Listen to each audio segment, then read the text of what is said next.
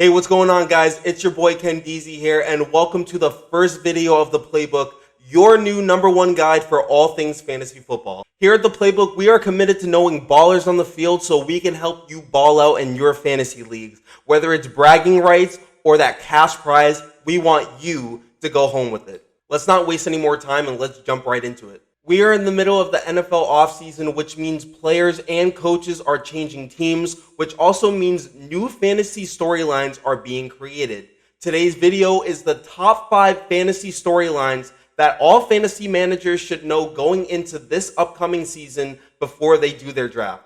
Without any more waiting, let's get into the list. Welcome to the Playbook, guys. Kicking off our video at number 5, we have Deshaun Watson as the new king of Cleveland. In the offseason, Deshaun Watson was traded from the Houston Texans to the Cleveland Browns, and the reason why we have him at number 5 is because we don't know if he's going to play the full season or if there's going to be any sort of suspension. But the last time Deshaun Watson did play a full season with the Houston Texans, that dismal offense, he almost threw for 5,000 yards with no DeAndre Hopkins. The last 3 full seasons he played, he was a top 3 most sacked quarterback in the league. He now gets a solid offensive line, a solid run game with Kareem Hunt and Nick Chubb, Amari Cooper, Donovan Peoples-Jones, David Njoku. If he is allowed to play, I think we have to favor the Browns to score a lot of points in their games. You can maybe expect 4,000 passing yards and 800 rushing yards from Deshaun Watson. I think you're going to have to expect a lot out of the Cleveland Browns. They obviously traded for him for a reason. You can expect him to do well, and I think you can hammer him in a lot of your leagues.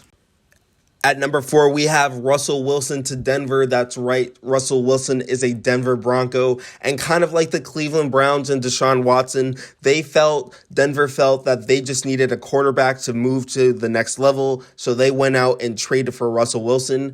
And although they lost Noah Fant, Russell Wilson now joins an offense of Jerry Jeudy, Tim Patrick, Cortland Sutton, Jamal Williams, and Albert O at tight end. Now, he's going to be stepping into one of the most competitive, if not the most competitive division in the NFL now, in the AFC West. He will have 6 division games against Patrick Mahomes, Justin Herbert, and Derek Carr, and Devonta Adams. In those games, he will have to put up massive points, or you would think that they would have to put up points to keep up with those teams, along with the rest of the season. So you can expect Russell Wilson in Denver to be a high-powered offense. I'm predicting that 2 of the AFC West quarterbacks will finish in the top 5, and I'm going to put my money on Justin Herbert and Russell Wilson being the other one. Coming in at number 3, we have the new wide receiver dynamic duos of Tyreek Hill in Miami and Devonta Adams in Las Vegas.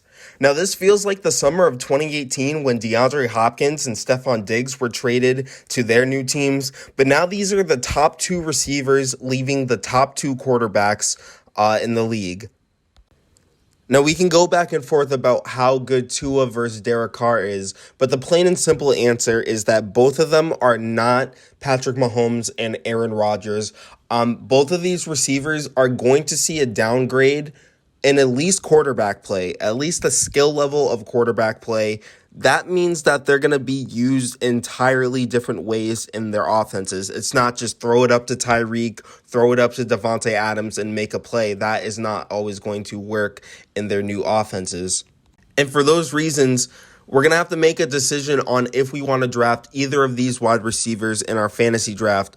Devonta Adams and Derek Carr, it seems like they wanted to play together. They played together in college, It seems like that will be a little bit easier of a transition than Tua and Tyreek Hill. I'm going to be really curious to see how that relationship goes over the course of the season. But yes, you're going to have to be cautious on these 2 receivers. It is not the number 1 and 2 definite locks for sure in the position.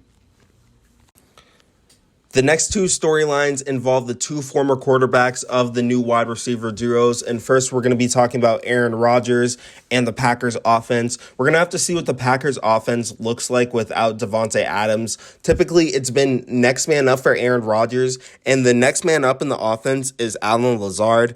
And to say the least, his stats are not that impressive through 3 years in the NFL. Even if the Packers do decide to draft rookies, which I think they're going to do, Aaron Rodgers does not trust rookie receivers. He has some of the worst stats with rookie receivers.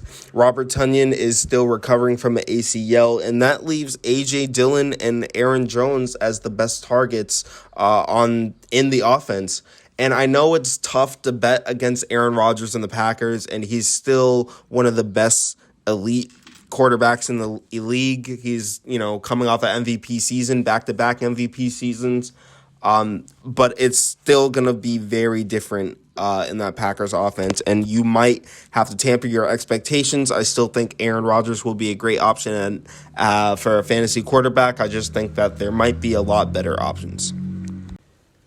Now, NFL fans know not to bet against Aaron Rodgers and the Packers, but do you bet against Patrick Mahomes without Tyreek Hill this season? This is going to be Patrick Mahomes' first season without Tyreek Hill. Tyreek Hill is not replaceable. He's a two-time All-Pro, four-time Pro Bowler, 3 1,200-yard seasons under Patrick Mahomes. Mahomes and the Chiefs look shaky at times with Tyreek Hill on the field. Juju Smith coming off an injury, Marquez Valdez-Scantling, MVS, and Mecole Hardman. Both of those guys have never totaled 700 yards in a season. And like I said, Juju Smith is coming off of injury. The offense is going to look totally different.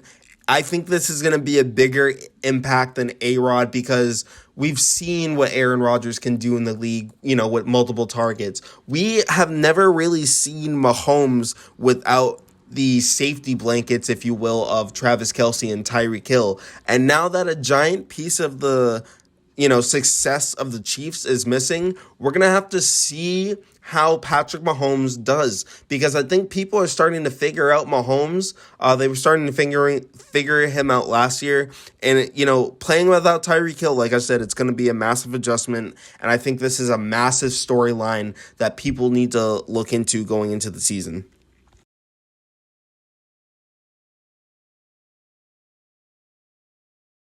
Okay, so there it is, guys. It is very early, and we still have the NFL draft. There's a ton of moves left to be made in the offseason. But for now, those are the top 5 most important fantasy storylines that all fantasy managers need to pay attention to going into the season. Do you agree or disagree with my list?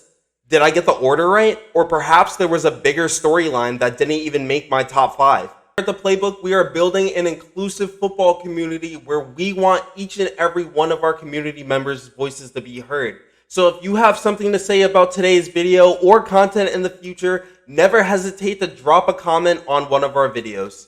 For sports and entertainment updates, you can always check me on Twitter at Kendeazy_, and to talk with me live, you can catch me weekly on Twitch at Kendeazy_. For the Playbook, this is Kendeazy. Until next time, I'll see you later.